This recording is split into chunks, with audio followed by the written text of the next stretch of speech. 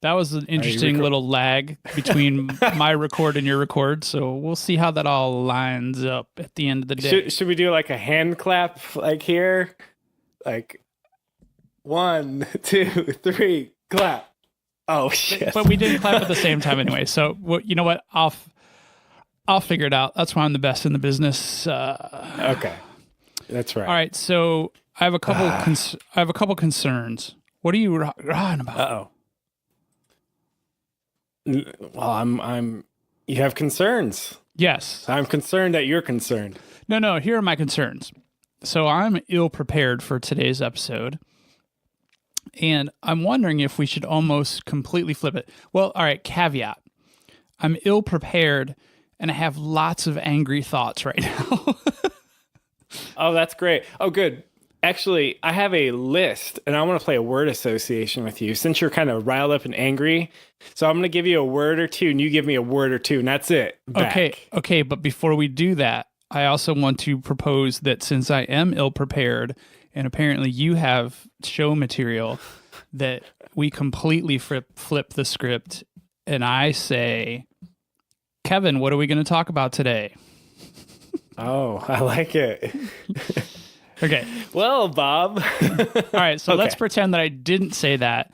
And so it sounds like since I have no preparation and you have preparation, we're probably ready to get right into things. Is that true? That's true. Then let's do it.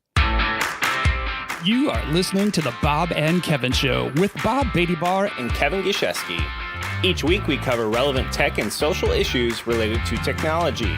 And more weeks than not, we're joined by special guests to add additional perspective to our topics. Our website is bobandkevin.show. And our episodes can be found on virtually any podcast network. Be sure to follow us on Twitter, Instagram, and Facebook. Just search for Bob and Kevin Show.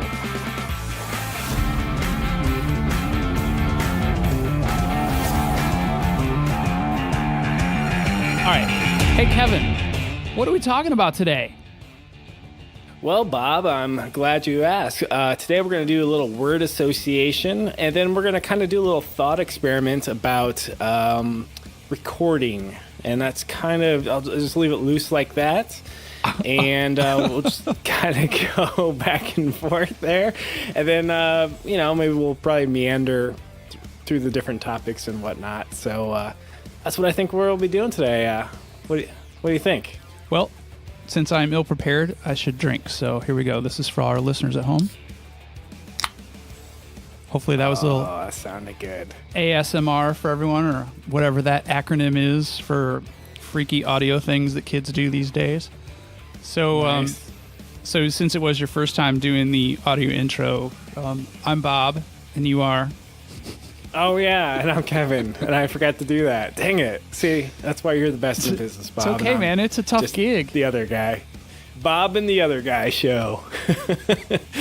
All right, so let's just do a little starter here. Do a little word association, if I can even say that word.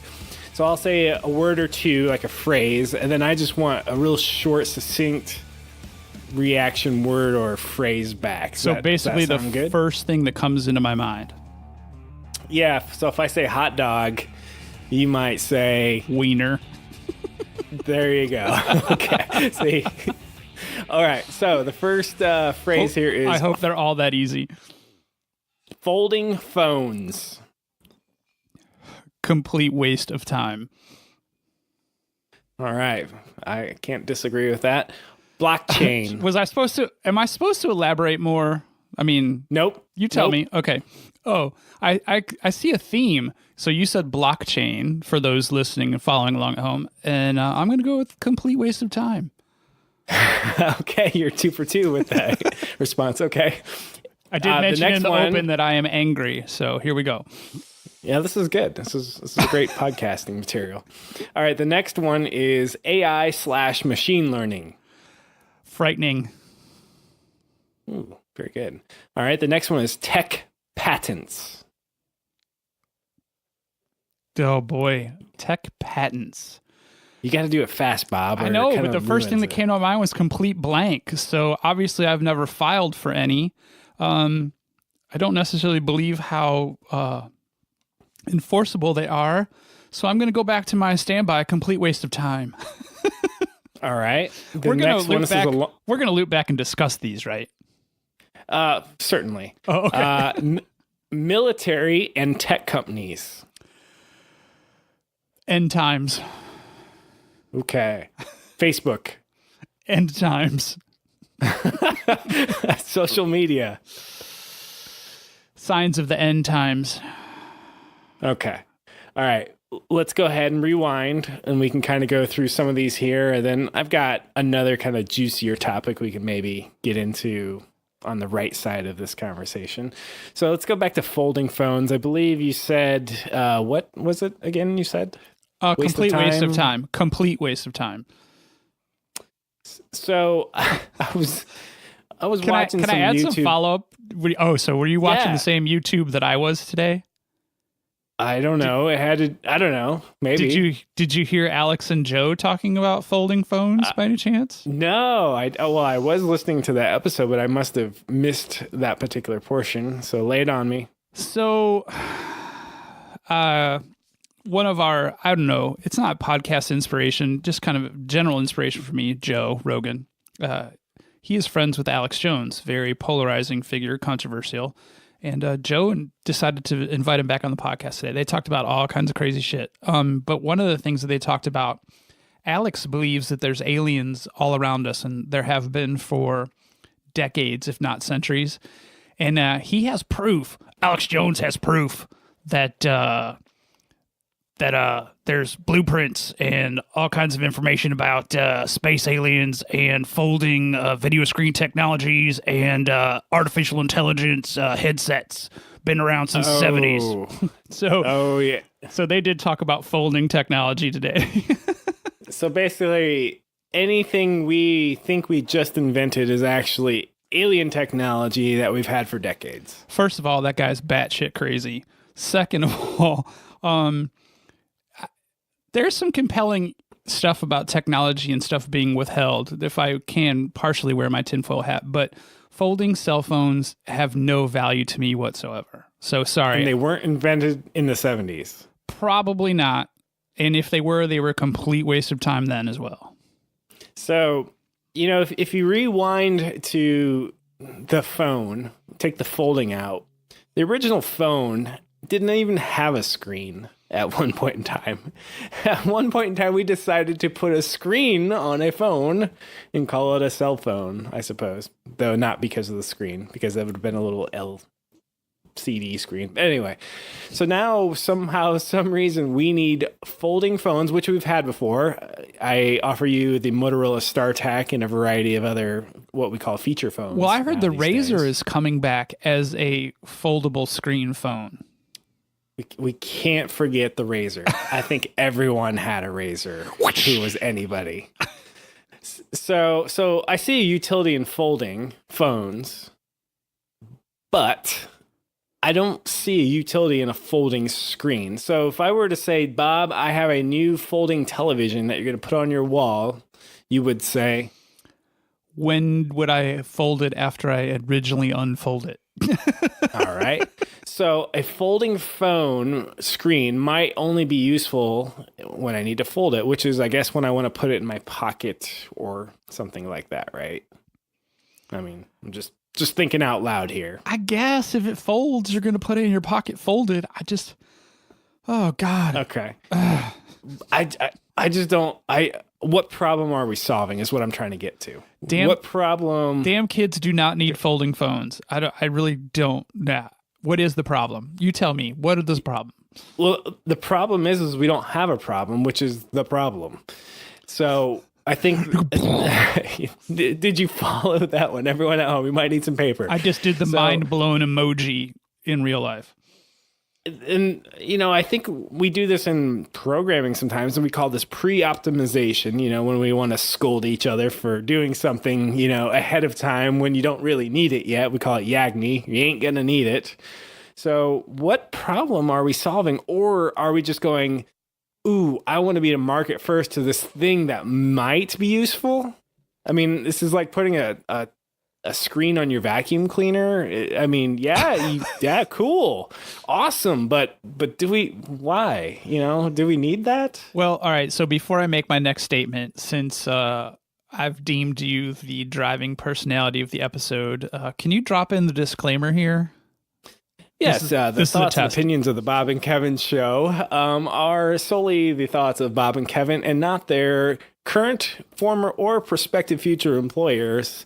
And really, we say this so we just don't get in trouble. So, HR, thanks a lot. All right, back to you, Bob. That was fucking perfect. So something that I often tell my team or remind my team is that just because we can doesn't necessarily mean we should. Folding phones, I feel like that fits. Yeah, I get it. What I mean, I'm sitting here with a really smart guy on the other end here going, what the hell problem are we solving here? And I can't think of one. Okay, and let's just spitball. We're in the R&D department, and we're going, hey guys, these screens are getting really big on the phones, and I will agree. Yes, these screens are getting bigger. But does a bigger screen on your phone differ somehow from an iPad? And what does an iPad offer me that I can't really get my phone in just a smaller form factor? I just don't see. There's like, when Apple's like, well, we have something that fits in between a MacBook and an iPad Pro, and we call it the whatever. Yeah, I get that, but I just don't see a need here at all. So anyway, I just thought I think perhaps you just identified the problem. So so we've reached what, 9-inch screens on cell phones right now? Is that kind of what they've maxed out at? 6.9, maybe 7. I think it's 6.9. So not 9 inches. So we've got a 6.9 inch cell phone or 6.1 inch or whatever it is. It's somewhere in that ballpark. So the gap between the largest cell phone and the medium-sized tablet, there's some real estate there. So obviously you can't stick a tablet anywhere near your pocket or your purse because they are too big. But we could give you as a consumer a foldable cell phone that could actually replace your tablet. Now, follow along here just for a couple seconds. Indulge me for a couple more seconds. So we've reached darn near close to market saturation with cell phones and tablets, I would argue. So this might be a disruption, making air quotes, disruption, to take your tablet for the time being and obsolesce it, like make it obsolete by having your foldable cell phone. Now, 3 years from now, they're going to be like, oh shit, that was a mistake. Foldable cell phones, what are we going to add, a second fold to it now? No. We're just going to bring back tablets. Yeah, we're going to call it the rigid screen phone or something. Yeah, I don't know. I mean, do we really need more people sitting in board meetings with bigger distractions than they already have now? Do we need teenagers walking out in public, or even anyone walking in public staring at their phone while they walk these zombie armies of texting and interactive people? No, I don't think we need these. I think we need less. Gosh, I sound like such an old man. I think we need less stuff like this. Damn kids and your folding cell phones, get off my lawn. Where's my flying car? You can keep your damn folding phone. There's the truth right there. Get rid of the phone. I want flying cars. Yeah. How many stupid technologies can I trade in for my flying car? Okay. Speaking of stupid technologies, actually, I don't want to prejudice the jury. Blockchain. So I saw Overstock.com wants to become, or they are becoming, a blockchain company, and they're getting out of e-commerce. What the hell? This is like McDonald's saying, you know what, guys, burgers, we've done the burger thing. Blockchain, that's where it's at. I feel like that's a jump the Shark Tank moment when a giant online retailer who's obviously making a couple bucks, I don't think they're in financial distress, right? They say that we're going to get rid of our revenue model. I don't even think they know what that means to become a blockchain company. What the fuck does that mean? They are losing money in the e-tailer game. So, but how do you go to your shareholders and your investors, or I don't even know if they're public. You definitely have investors at Overstock. How do you go to them and say, guys, hey, I'm the CEO, and we've just decided that whole, buy stuff online thing. Yeah, it's just tough. We want to do this blockchain thing, and hell, you and I are moderately educated on blockchain. But how do you explain that to an investor to go, hey, old person or young person who's probably not expecting to get a blockchain pitch because you invested in an e-commerce company? This is the direction we're going. What do you think? Well, do you think it's just like an investor money grab? Because I don't even know what the deliverable is for we're now a blockchain company. Who are they selling blockchain technology to? And how are they going to, I just don't get it. IBM says they're a blockchain company, but they do a shit ton of other stuff other than blockchain. So but if we take crypto and set that aside, have we found a good use case for blockchain yet in this known universe? I don't even know if crypto is a good use case for it because I don't know about your portfolio and wallet, but mine's looking pretty shitty these days. I have like point and a lot of zeros and then a small number of Bitcoin, and it amounts to like $9 US. At least that was like a few months ago. So it's probably like less now. Yeah. I've never once looked at my crypto wallet and said, thank God for blockchain. Keeping track of this $100 of mine.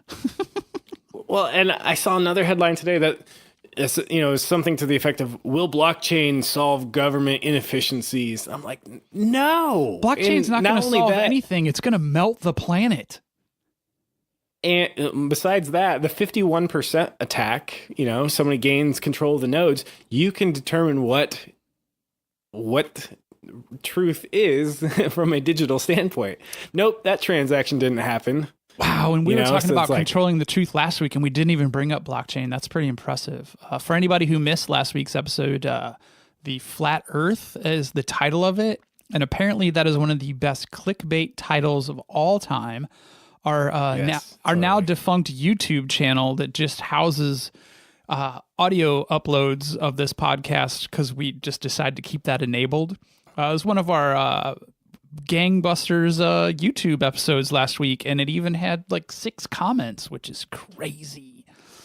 And I have breaking news, Bob. And just like Overstock went from e-tailer to crypto company, the Bob and Kevin show is going from tech talk to paranormal and Bigfoot and shit like that. Dude, talk. You know I'm all in we can after watching that conspiracy theories. Yep, after watching Joe. Oh, so that Joe Rogan episode got even better because guess who showed up an hour and 30 minutes in? Eddie Bravo. He did. Oh my gosh. Look it up. Look into it. Oh man, him and Alex going at it. Whoo. That's crazy on crazy on crazy right there. Gosh. I was on overload. I mean, everyone these days is so wants to believe that a conspiracy is the reason that the world has turned wacky. And I think the wackier the world gets, the more susceptible people are like, yes, they are out to get you. They are making money. I'm thinking, who's they? Well, I worked for the government. I think you stumbled. I think you put the nail on the head. It's money. It's not they, it's the money. So anybody who's making money is obviously cheating the system. I think that's what conspiracies are all based on. I don't know. I don't know where the money is with Flat Earth, but that's a whole nother topic. Well, apparently if you go talk at conferences, maybe you get to become this maybe it's an ego thing. Who knows? All right. Speaking of dark times, AI and machine learning. What was your word association here? Was it end of days? I think I said the end times when you said that.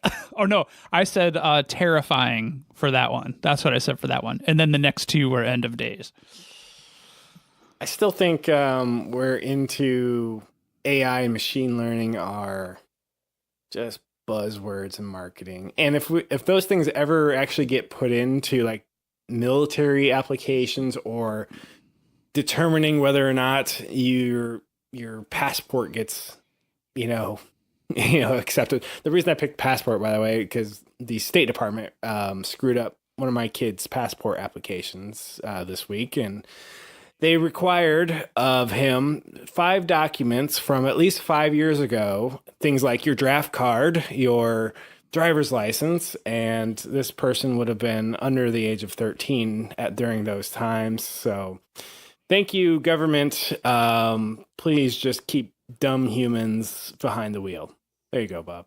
And travel's definitely on his radar, right? Yes. So we had to call the State Department several times. And then they're like, oh, yeah, oops. Yeah, here's your passport. So I don't know. Well, at least they said, oops, and here's your passport. So that's good. Yeah. So it was a happy ending. Oh, wait. Sorry. Tech headline. Or that was a Patriots headline there. Anyway. All right. Moving on. Freudian slip. Moving on. Oh, okay. The next one's I got is tech patents. I read another headline that said BlackBerry is suing Twitter for things like push notifications and things like that. And BlackBerry sued Facebook for similar things last year. BlackBerry, what has happened to you? Clearly, you need a folding phone. Oh, I think I think they already tried the folding phone. They just need to fucking go the way of Internet Explorer, just pack up their shit and go home.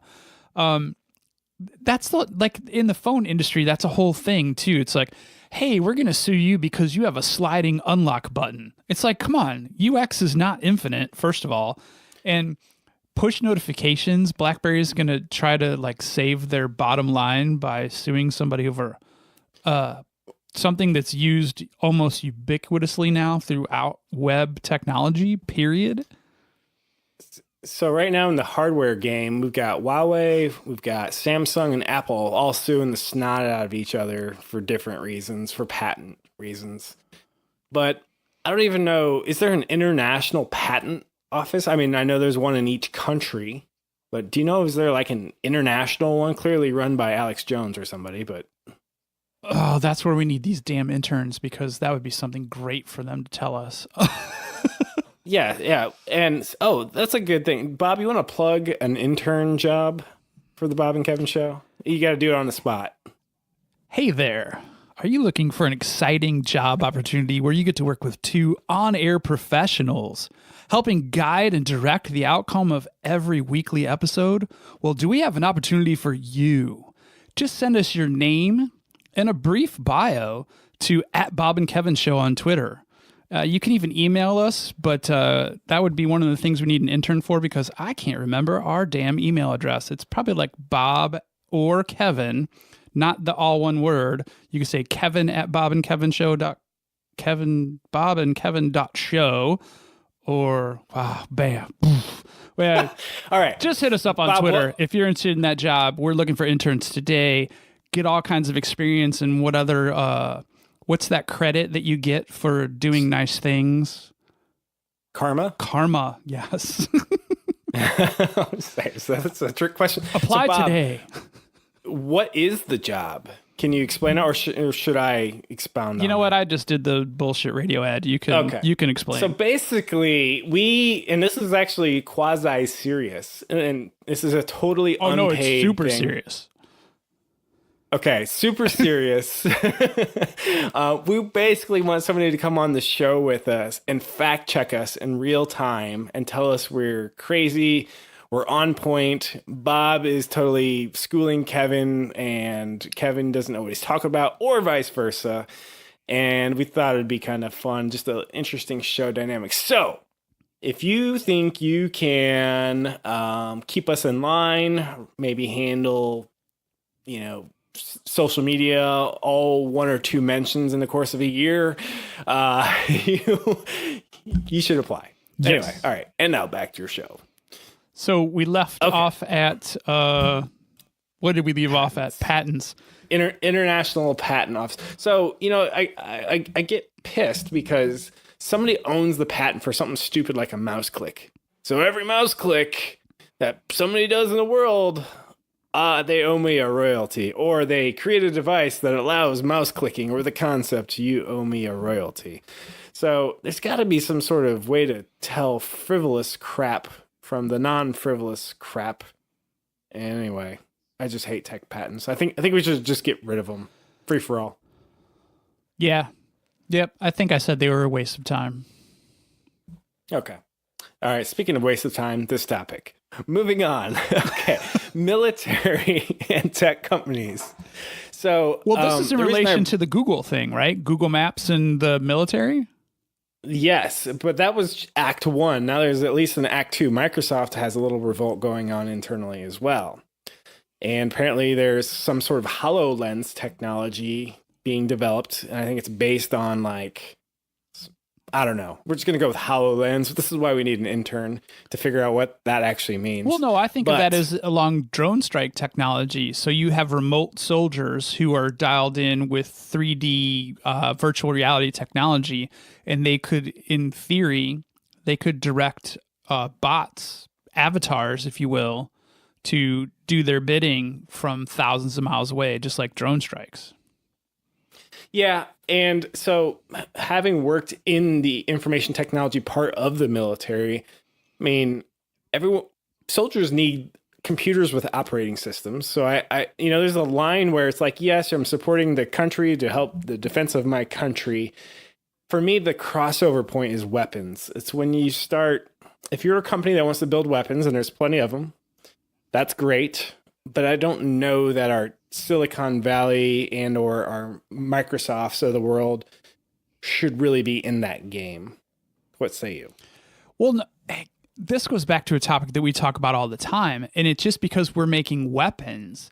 I mean, our data can be weaponized against us with the 23andMe's and all this other kind of bullshit. So I don't necessarily believe that, like, I draw the line with government contracts to private entities for any kind of exploitation of civilians. So whether that be like weaponry or, jeopardy, I don't agree. So I wasn't a frontline soldier. I was in theater, as we say. I was in Iraq and a few places. Got my share of guard duty, getting mortars lobbed at me while I slept, things like that. But at the end of the day, I was running communication systems that use Microsoft technology, use, Cisco routers, things like that. So, we can take commercial equipment and use it for military application, but they really weren't directly made for that purpose. And I think that, our silicon or our tech companies should not make purpose-built military gear. I think commercial equipment that happens to be used by the military, sure. But if you want to make purpose-built military equipment, you should become a defense contractor. And when employees come work for you, that's what they know they're doing. Because if I go to work for Microsoft and I get assigned to the mass bombing raid technology 2000, whatever we call it, just because, hey, you drew the straw, you go work for the thing that kills people, I'm not going to be happy about that. Right. It's kind of a switcheroo. Just saying. Nope. 100% agree. Okay, Bob. One last topic. So I thought there were two. Well, this is kind of a bigger topic. Are you ready for the bigger topic? Oh, transition. Yes. And I don't know how long we're gonna keep this episode, but we'll see where this goes. Oh, I like that. I like that you were sticking to the earlier conversation. Go for it. Yeah. So I was watching was it Michael Cohen, the former fixer for the president today? And one thing he brought up today was he recorded some of his clients, and he did for note-taking purposes. And in the state of New York, you only have to have one party consent, and it's totally legal. Same thing with Indiana, just one party. I think Illinois, it's two party, but I don't know if you know the local laws Would there. Not shock me because we are a highly corrupt state, so two party is probably the rule. So, with the ability to record one-sided, I think this next question you'll see the parallels. Should you be able to amass data on somebody without their consent and just have a stockpile? Meaning, Bob, I've been actually recording all your facial interactions with my technology that I've created on as a Zoom plugin, and all your mannerisms.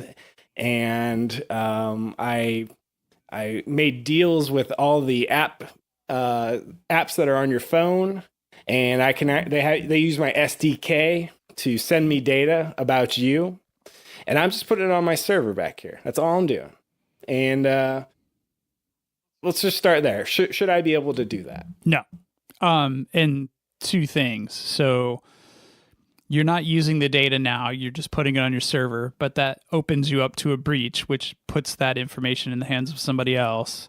And the second thing is someone's going to come and write a big check to you with a bunch of zeros at the end, and your moral fiber is quickly going to crumble, and you're going to sell that data because you have to buy new server space. So wouldn't you agree this is Facebook's model? Oh, 100%. I mean, I know that did start the episode by saying I'm angry today, so this is going to totally pepper my response. But typically I am like, yeah, I agree to the terms of service, and I know that all my shit's getting collected. But today, I'm pretty angry about that.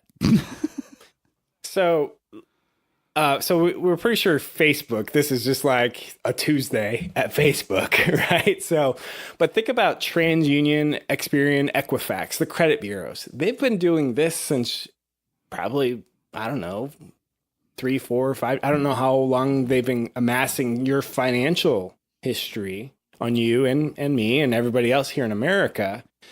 But they've already been doing this for years, except guess what? They suck at it compared to Facebook. Facebook is like really good at it. Well, and that's what we were talking about last week too. It's only going to take one of those checks with a handful of zeros for Facebook to own that credit reporting data. And then all of a sudden, we are looking very much like China with the financial reporting. So guess what, Bob? What? I haven't created. What, Kevin? What, Kevin? I have not created a server where I'm storing a bunch of information on you or anyone else. But for the trope that I'm trying to do here, so let's say I have one, and you come to me and say, "Hey, Kevin, I heard you have this information on me. Can I see it? Should I be compelled to show it to you?" Well, whether you show it to me or not, I mean, you can totally show it to me. And you can even say you're giving it to me, but I have no way of knowing that you're giving it to me. All right. I give you what I know, and maybe good faith, because I've run a SQL search and I said, there you go, not knowing there might be 2 other clusters that I didn't search, or there's file system that I don't know about. And then you look at the data. And you look at the data and go, hey, this isn't right. You say I like pink ponies, and I really like purple ponies. And should you be able to compel me to change my data? I suppose by tools that the software probably already gives you, you could go in and change it. We don't have any tools. We just have data right now. Well, I guess you should be able to contest your own data, but could you get it changed? But that's gonna take time and money on my part, Bob. Right. So I'm just gonna tell you no. I could see that being a possibility. I mean, as a regular behavior, doesn't necessarily saying I'm saying it's right or wrong. That's the whole gray area right now. It's like once my activity occurs and there's data collection points based on my activity, who owns that data? Is it mine? Right. And is it mine because it was based on my activity, or is it yours because you collected it? And think of it like the credit bureau. How many times do we worry that the credit bureau gets the wrong information? Oh, so-and-so didn't report that I paid on time. Now I have a delinquency. When you have the check in your hand going, no, it's right here. Dude, I will. Guess what? I will one better you. Uh-oh. On that. Hit me. On that. So as some listeners may or may not know, I have a failed business, Malicious Think Tank. And it's a great name, by the way. It's a great name. It could have been a great company, but I am just not that guy. But so through that experiment, there were some not made payments to the fine government of the United States of America. And I am on a payment plan. And so I pay them on a regular basis. This is kind of like my student loan story, but this is a business story. And so I make regular payments to the United States government and all electronic through my bank. So I have an outstanding record with them. But when an electronic payment is made to the outstanding government of the United States of America, they take a paper transaction from the electronic transaction. And then they scan that and they put some numbers wherever their machine or human being stamps those numbers, and then they scan it into their system. And so I have more than one payment throughout the years where they say that the payment has not been received, and I send them confirmation from my bank, and they have no backing evidence other than to say that they have not received it, even though I have their cancellation record on the back of my scanned copy of the transaction. It's your government in action right there. That is Bob. my government in action, not in space action, but in action. All right. So obviously you can see where I'm drawing a parallel Yes. here. If someday the China social media or currency or whatever we're calling that, and then or Facebook has these facts about you that they are they're not checking to make sure their records are correct. They just are amassing data. No, Facebook fact checks nothing. Okay, so Bob, next step. So we're going through the CRUD operations here, kind of like, so if you come to me and say, hey, Kevin, I heard you have this information. I demand you delete it. Even though you don't have an account with me, it's my information that I got on my own about you, Bob. You don't have an account with me. Can you demand that I delete it? That's a really interesting question, because then when you take and you think about like Experian and the other credit reporting, do they have some kind of obligation to other entities, like that they have to keep that information on me? Like that's a whole nother thing. Because it's financial, maybe. So that's where it kind of breaks down a little bit, because it's financial. So maybe, and like healthcare, maybe that's different. But if we were to say, you know what, Facebook's got I don't know what we call them, shadow profile. We got to make it sound conspiratorial. A shadow profile on me because I'm no longer on their platform. But they still have your data. And they're still getting fresh data because you still use an Android device with all those apps. And I'm 100% sure that you are correct. So can I go to Facebook and say, hey, stop and delete what you have? If I do that, Bob, what do you think Zuckerberg is going to tell me? I don't know, but I would love for you to do it so we have something to talk about later, because that would be great, wouldn't it? my guess is they're going to be like, huh, what?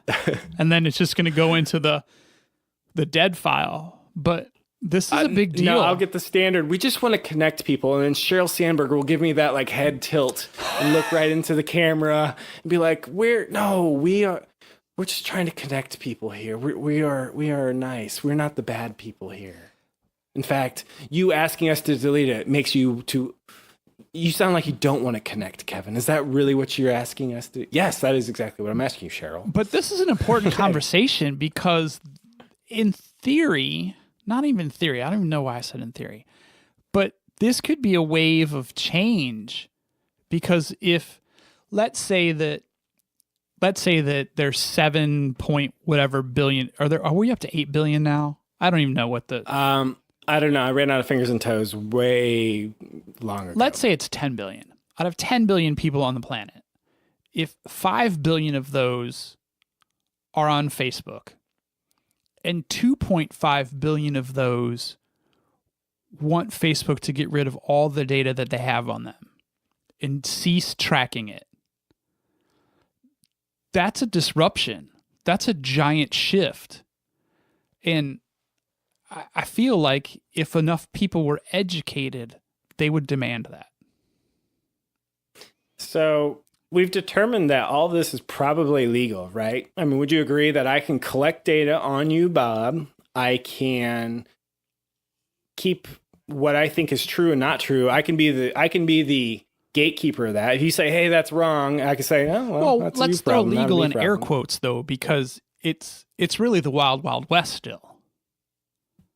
It is. It's legal only because it's frontier. Yeah, like if saying. data Wild is the West. new oil, we're in an oil rush right now for data. And we have been for Yes. over a decade, but it's still, you've got you've got 98% old white guys sitting in our government who don't even understand how to use their freaking, regular flip phones, never mind the bendable screen flip phones. So I can refuse to edit your information, even if you're like, no, it should be purple, not pink. Right, because it's your information, like meaning the data holder, not the person that it's about. Right. Exactly. Because intrinsically, you don't own your data. Zuckerberg's telling you own your data. I own my data. But nobody believes that. Well, they say that because you can download a copy of it, but it doesn't mean it erases it from their data. I can't download a copy of it if I'm not a user anymore. But you did download a copy of it before you bailed. Right. But how do I get the information post me leaving? Well, they're going to say they don't have data post you leaving, but we know that they do. Man. See, I will go all in Texas Hold'em style on that conspiracy theory for sure. Yeah, exactly. All in. Okay. So I can refuse to delete it. I think that's the title for the episode, by the way. Okay, great. And then the last thing I can do is I can sell it. Oh, and they have. I guarantee they have. Or no, what I do is I don't sell it necessarily. I license you access to it, and you can take it and run if you want. But I won't tell you that. That's what they do. They license it. Yes. Right. So, Bob, I just wanted to share my oh my god parallels with the credit bureaus. The fact that anyone could just start amassing data on anyone, and really Facebook has shown that it's a viable way to just screw everyone in the world and get rich doing it. Well, so is Google, though. I mean, let's not let them off the hook. Oh, it's true. But I think Facebook's like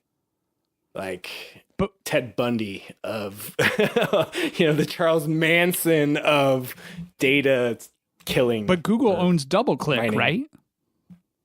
They do. Yeah, that's all the retargeting. Me, I'm no fan of Google. I know Google. You're not going to hire me now. Sorry, Facebook. I actually already turned you down once. Yes, I get all that. But I don't. Morally, I feel great. Speaking of which, we had a little bet for the weight loss thing, and I made a donation. I haven't said it on air yet, though. Oh, I haven't fulfilled any of my obligations at the end of that. So thanks for making me feel like shit. No problem, Bob. But you have a beer and I don't, so I think we're even. So I donated to the Electronic Frontier Foundation. Hopefully that counts as a thing. That's why you sent that to me. I was like, why are you sending this to me? I thought it was self-evident, but okay. Nope. Now I'm explaining. I've been super slammed, so yeah. All right, so explain the EFF. It's been around for a while. They're based out of San Francisco. They're probably corrupt, but they seem to be fairly good at advocating some of the virtues of privacy. And I thought it was a good show tie-in today too, obviously. Oh God, and excellent! I'll have a T-shirt and a sticker. So, and if you want to send me a message telling me about how they probably kill kittens, that's fine. Their Wikipedia article it was pretty good, but of course they had one controversial section. I'm like, crap, I already donated. Too late now. Oh, well. There are no pure entities out there. Just keep that in mind. All right, Bob, what did we forget? What do we want to talk about? Well, I should probably fess up and say that, yeah, for those of you who don't know, Kevin kicked my ass on the weight loss challenge, made his goal. I owe him a trophy. We still have to figure out what goes on the plaque for the trophy. My wife is super excited that I didn't win because we don't need another piece of stuff to have to figure out how to move later this spring. And so I still have to pick my charity, so I am searching. But yes, I guess that was my concession speech. I don't think we have anything else really left to cover. We, unbeknownst to the team or anybody listening, we were going to shoot for a 30-minute today, and we're going to make it under 45, so that's pretty good. Kevin, anything else left to do today, since we're flipping the script? Let's bring the lightning.